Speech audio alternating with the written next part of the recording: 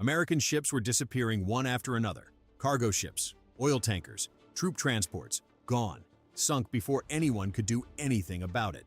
American sailors were dying just miles off their own coastline, so close that people standing on the beach could see the fires burning on the water at night. Nazi Germany thought it had found a way to win the war without invading anything. It was wrong. It's 1942.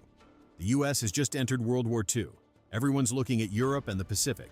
But there's a third war happening, one that almost nobody talks about, and it's happening right off the American coast. Nazi submarines, known as U-boats, were trying to strangle the Allied war effort by cutting off supply routes across the Atlantic. The idea was simple: no supplies, no war. No fuel, no troops, no ships, no victory. What Nazi Germany didn't count on was America's ability to learn, innovate, and fight back in a way the world had never seen before. This is the story of how the US hunted, found, and destroyed the Nazi threat lurking beneath the ocean. To understand the scale of the challenge the US was facing, you need to understand what was happening in the Atlantic at the end of 1941. When Nazi Germany declared war on the United States in December 1941, Admiral Karl Donitz spotted a gap. American merchant ships were sailing without escort, without protection, and without any real preparation for what was coming. The U.S. East Coast was an open and vulnerable route. Donitz launched Operation Drumbeat, a coordinated U-boat attack against the American coastline. The goal was straightforward: sink as many ships as possible and cut off the flow of supplies before the U.S. could get organized. And in the first few months, the situation was serious. Ships were being sunk, supplies were going to the bottom of the ocean. Things looked bad. But here's what history often doesn't tell you properly. The US never panicked. They watched, analyzed, and started building a response that would completely turn the tide of the entire battle. What the Nazis didn't understand is that attacking the United States doesn't paralyze the country, it activates it. The U-boats were a real threat, but they had clear weaknesses that the US quickly started to exploit. When a Nazi submarine was on the surface, it needed time to dive. When it was underwater, it was slow and running on batteries that drained fast. When it needed to communicate with German headquarters, it used radio, and radio can be intercepted. Every weakness was an opportunity. The Nazi tactic known as Wolfpack, groups of U-boats attacking convoys simultaneously, looked terrifying on paper, and in the early months, it caused serious damage. But that same tactic depended on constant radio, communication between the submarines and German command. And that constant radio communication turned out to be one of Nazi Germany's biggest strategic mistakes of the entire war, because the US and the Allies were listening. On top of that, U-boats needed bases, fuel, and supplies. They weren't invincible. They were machines operated by humans, with real limitations. And the Americans started identifying those limitations one by one. The American response was fast, organized, and above all, smart. The first decision was simple but highly effective. Turn off the coastal lights. Cities along the East Coast were fully lit up at night, creating a perfect illuminated backdrop that allowed U-boats to spot ships on the surface. Once the lights went dark, nighttime attacks near the coast became much harder for the Nazis. Then came convoys, one of the most important strategies of the entire war. Instead of merchant ships sailing alone and vulnerable, the US and the Allies started organizing large groups of ships protected by destroyers, frigates, and armed corvettes surrounding them on all sides. A U-boat attacking a protected convoy wasn't just attacking one ship, it was attacking a group of warships ready to respond. The numbers prove how effective this strategy was. Ships sailing alone were sunk at dramatically higher rates than those sailing in convoy. The convoy system was one of the most important tactical decisions made by the Allies in the entire war. But the US didn't stop there. They went much further. This is where the story gets really impressive. While Nazi Germany kept betting on the same submarines and the same tactics, the United States and the Allies were innovating at industrial speed. Every problem found on the battlefield became an engineering project. Every weakness detected became a new weapon. The first major breakthrough was using aircraft to hunt submarines. Planes could cover hundreds of miles of ocean in hours. A U-boat on the surface was extremely vulnerable to air attacks. And when American and British aircraft started being fitted with cutting-edge radar, sensitive enough to detect even a submarine's periscope, U-boats lost the freedom to travel safely on the surface. That alone was a massive blow to the Nazi strategy. Then came the Lee Light, one of the most creative inventions of the entire anti-submarine war. Aircraft hunting U-boats at night had a technical problem. Radar would find the submarine, but but in the final moments of the attack, it would lose contact because of the equipment's minimum range limitation. The U-boat became invisible at the most critical moment. The solution was to mount a high-powered searchlight on the aircraft.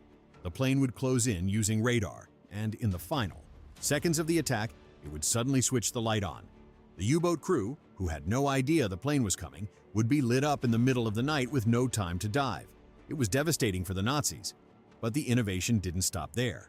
Underwater, Allied engineers developed the Hedgehog, a weapon that fired a spread of small contact bombs forward of the ship in a circular pattern, without disturbing the sonar signal in the water. With the old depth charges, every attack left the sonar useless for several minutes afterward. With the Hedgehog, the escort ship could keep tracking the submarine during and after the attack. Every new tool was another nail in the coffin of the Nazi submarine strategy. But the greatest American and Allied victory didn't happen on the ocean. It happened in a room full of mathematicians and engineers. Nazi U-boats depended on constant radio communications.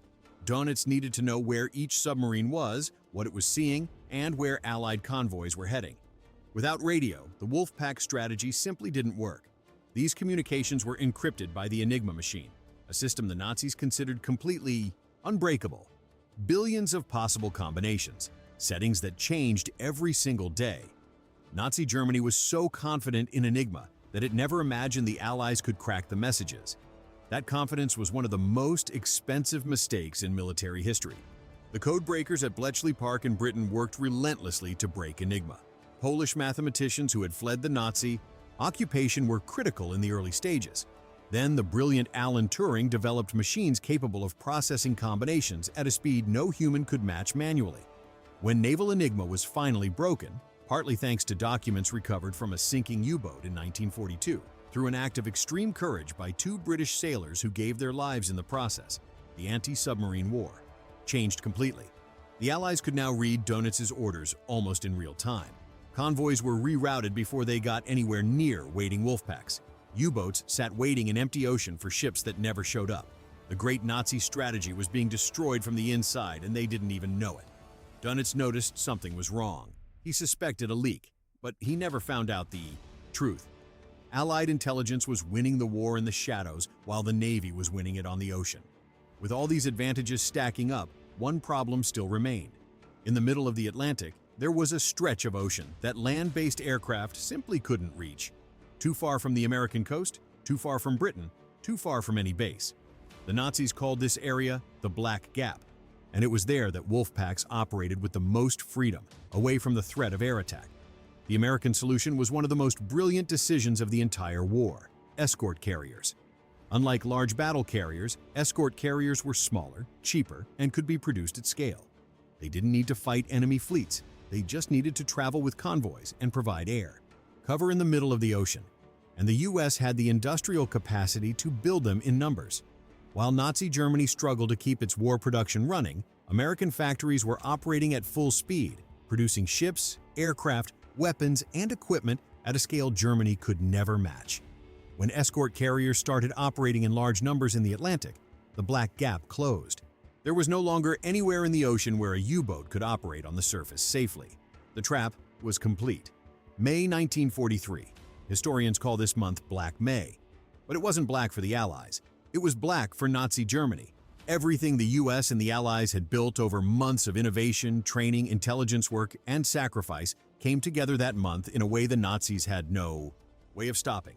Convoys were protected by multiple layers of defense. Aircraft covered the entire Atlantic. Enigma was being read. Escort carriers had closed the Black Gap.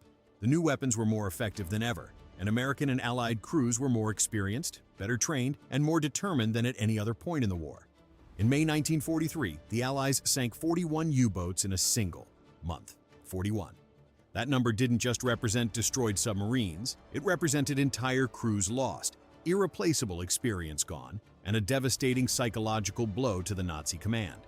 On May 24, 1943, Donitz ordered the withdrawal of most U-boats from the North Atlantic. He admitted in his own diary that the losses were unbearable, that the Allies had developed anti-submarine methods that Nazi Germany simply had no answer for. Hitler's grand strategic bet of winning the war by cutting off Atlantic supply routes had failed completely, and the ones who made it fail were the sailors, engineers, pilots, mathematicians, and soldiers of the United States and its allies who refused to accept defeat. The Battle of the Atlantic was the longest continuous military campaign of the entire Second World War. It ran from 1939 all the way to the final days of the war in 1945. Over 3,500 Allied ships were sunk. Around 72,000 sailors and merchant seamen lost their lives. The human cost was enormous, and every single life lost represents a real sacrifice that should never be forgotten. But the final result was clear. The US and the Allies won the Battle of the Atlantic, decisively. And how did they win? Not by luck, not by accident.